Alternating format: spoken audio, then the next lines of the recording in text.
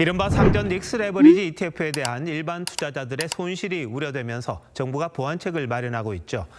그런데 자산운용사들은 애초부터 단일 종목 상품 출시에 소극적이었습니다. 금융위원회가 이 상품 출시에 앞서 자산운용사들을 상대로 수요 조사를 했었는데 19곳 중 이른바 삼전 닉스 단일 종목 출시를 희망한 곳은 3곳에 불과했습니다.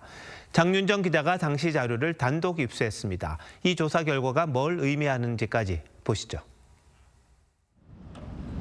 지난 2월 금융투자협회는 금융위원회 요청으로 국내 주요 자산운용사 19곳에 단일 종목 ETF 상품 출시에 대한 의견을 물었습니다.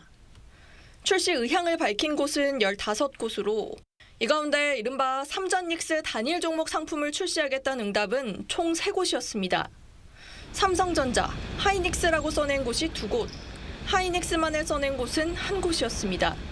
반면 나머지 운용사들은 코스피와 코스닥 시가총액 상위 5개에서 10개 종목을 포함한 상품 등을 출시하자는 의견을 냈습니다.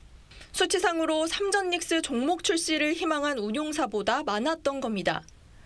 이 같은 결과는 금융위에 전달됐지만 석 달여 뒤인 5월 27일 시장에는 삼성전자와 하이닉스 단일 종목 레버리지 ETF가 출시됐습니다.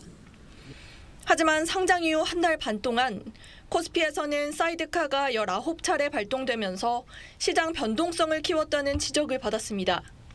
시장의 목소리를 적극 수용하지 않은 데 따른 결과란 비판도 나옵니다. 지방선거 앞두고 주식시장만 띄우면 된다. 이런 판단을 해서 위험성이 큰 상품을 출시를 했는데 그러다 보니까 우리 증시가 도박판 내지는 카지노판처럼 국민의힘은 이재명 대통령의 사과와 김용범 실장 경질을 재차 촉구했습니다. TV조선 장윤정입니다. 졸속으로 추진된 삼전 닉스 레버리지가 시장을 불안하게 만들면서 정부가 대책을 내놨습니다만 땜질 시기란 비판이 커지고 있습니다. 실효성이 없다는 지적과 함께 애꿎은 서학개미만 피해를 보게 됐다고 불만을 털어놓고 있습니다. 이낙원 기자가 취재했습니다.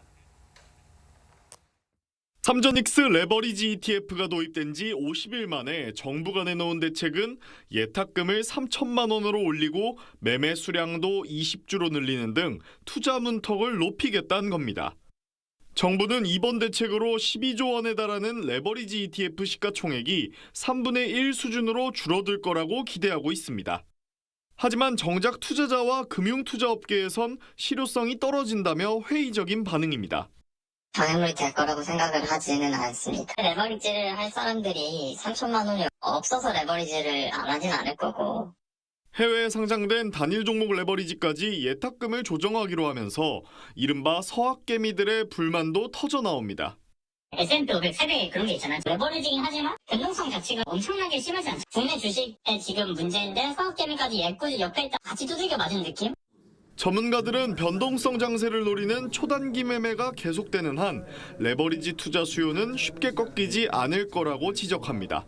ETF 투자의 규제만 넣는다고 해결되는 게 아니고 주식을 장기 보유할 경우에는 그 양도소득세율을 갖다가 낮춰주는 세제 개편을 해야만 장기 투자 관행이 생기고 정부는 시장 상황을 보며 추가 대책을 마련하겠다는 계획이지만 당분간 롤러코스피 장세가 이어질 걸로 보여 투자자들의 불안감은 쉽게 가라앉지 않을 걸로 보입니다. TV조선 이낙원입니다.